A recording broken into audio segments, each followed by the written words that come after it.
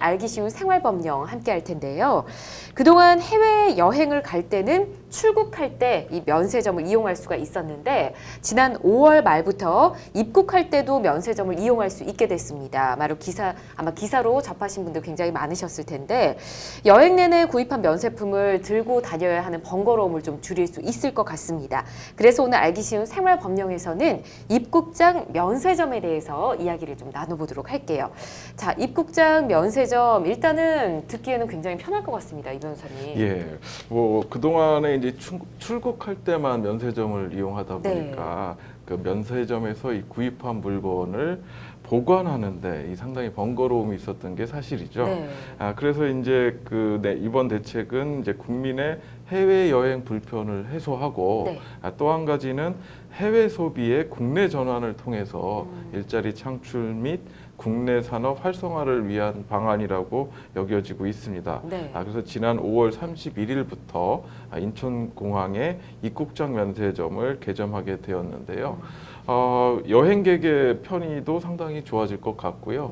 또 이제 이 여비 같은 것은 남았을 때 이제 활용하기가 좋지 않습니까? 그렇죠. 그래서 이제 입국 시에 면세점을 활용하게 되면 국내 소비 진작에도 상당히 도움이 되지 않을까라는 기대를 좀 해봅니다. 네, 말씀해 주신 것처럼 뭐 출국할 때 면세품을 샀다가 내가 쓰고 싶은 게 있으면 그 분량만큼 뭐 트렁크를 좀 비워서 간다든지 이랬던 것 같은데 이제는 그런 불편을 좀 없앨 수 있을 것 같습니다.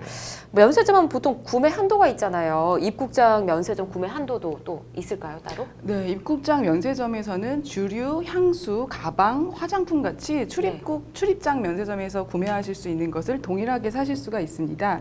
내외 국민 불문하고 1인당 미화 600불까지 구입하실 수가 있고 담배나 검역 대상인 과일, 유가공품 등은 제외입니다. 1리터 이하면서 400불 이하인 주류 한 병이나 60ml 이하의 향수는 추가로 구매하실 수 있습니다. 그렇군요. 추가로 구매할 수 있는 것도 말씀해줬고 좀 헷갈려 하시는 분들이 있을 것 같아서 좀 짚어보고 싶습니다. 이 면세 한도와 구매 한도 다르다고 하잖아요. 이 이제 외국이나 그 출국장, 입국장의 면세점을 포함해서요. 구매한 후에 국내로 반입하는 물품의 총 가격이 600달러를 초과하는 경우에 면세 범위인 600달러를 공제한 그 차액에 대해서 과세를 하게 됩니다. 좀 예를 들어서 설명을 드려보면 1000달러짜리 가방을 구매했다고 한다면 600달러는 공제가 됩니다. 그러니까 나머지 차액 400달러에 대해서만 과세를 하게 되는 겁니다. 다만 이 입국장 면세점에서 국산 제품을 구매했다면 국산 제품 구매 가격이 면세 범위에서 우선 공제됩니다. 그렇군요. 좀 복잡하지만 좀 꼭 알아두셔야 할 내용인 것 같습니다. 그리고 출국장 면세점을 이용하거나 해외에서 물건을 살 때 입국하는 비행기 안에서 세관 신고라고 해서 뭘 샀는지 얼마를 썼는지 좀 적는 순서가 있잖아요. 근데 입국장은 입국을 한 후에 이 면세점을 이용하게 되는 거지 않습니까? 기록을 못 하잖아요. 그 미화 600달러의 면세 한도를 초과한다면 언제나 무조건 자진 신고하셔야 됩니다. 자진 신고. 자진 신고를 하시게 되면 감세가 되는데 감면 혜택은 15만 원 한도 내에서 관세의 30%를 감면되시고요. 만약에 신고를 불이행한 경우에 납부세액의 40%를 가산하게 됩니다. 2년 안에 2회를 초과하면 거기에 60% 가산 가 부과됩니다. 그렇군요. 뭐 간혹 이런 분들 있잖아요. 뭐 숨기고 모르고 지나가면 넘어가지 않을까 이렇게 생각하시는데 이게 사실 전산에 다 뜬다고 합니다. 그렇죠, 변호사님. 이제 과거에 아주 수십 년 전에 여행을 다녔다가 이제 처음 가시는 분이라든가 오랜만에 가시면 우리나라가 얼마나 IT 강국인지를 간혹 찾고 잊고 계신 분들은 이런 생각을 혹시 하실지도 모르겠는데 우리나라가 워낙 잘 돼 있어 갖고요. 입국할 때 전산 조회를 통해서 어떤 물품을 구매했는지가 전부 조회가 된다고 하니까 숨길 생각은 아예 하지 마셔야 됩니다.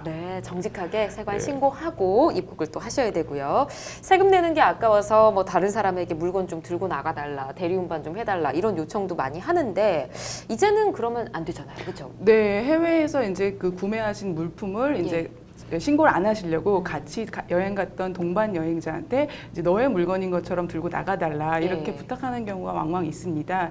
그런데 그 출국장에서 검사 지정이라는 요청을 받게 되면 거기에 응할 의무가 있는데 네. 그때에는 이 변호사님 말씀해주신 것처럼 그 전산에 모두 다 뜨게 되고 동반자까지 같이 검사 받을 의무가 생길 수도 있습니다. 그래서 그 친구분까지 같이 조사를 받았는데 그 전산에 뜬 물품을 그 친구분이 들고 있다 이런 부분이 밝혀지면 예. 동반자까지 같이 처벌될 수도 있습니다. 더 조심하셔야 되겠습니다. 네. 자, 이렇게 말씀드리고요. 구매한 면세품을 다른 사람에게 제값받고 판매하는 사람도 있다고 하네요. 이것도 문제가 될 수 있겠네요. 예, 이거는 뭐 문제가 될 수 있습니다. 그러니까 처음부터 타인에게 판매할 목적으로 예. 거의 뭐 장사에 준해서 이런 행위를 했다면 뭐 쉽게 생각해서 밀수 행위가 되는 거거든요. 이건 형사처벌까지도 될 수 있는 거고요. 예. 아니지 뭐 실제로 내가 쓰려고 했는데 뭐 제품이 필요가 없어서 뭐 판매하는 넘겨준다. 경우도 네. 있겠지만 이 지정 면세점 부정 이용에 해당하게 되면 네. 몇 가지 제재를 받게 되는데요. 규정하고 있는 행위들은 네. 타인의 명의로 면세 물품을 구입한 경우라든가 면세 물품의 구입을 위해 타인의 명의를 대여한 경우, 그다음에 지정 면세점에서 구입한 면세 물품을 타인에게 판매하는 경우, 예.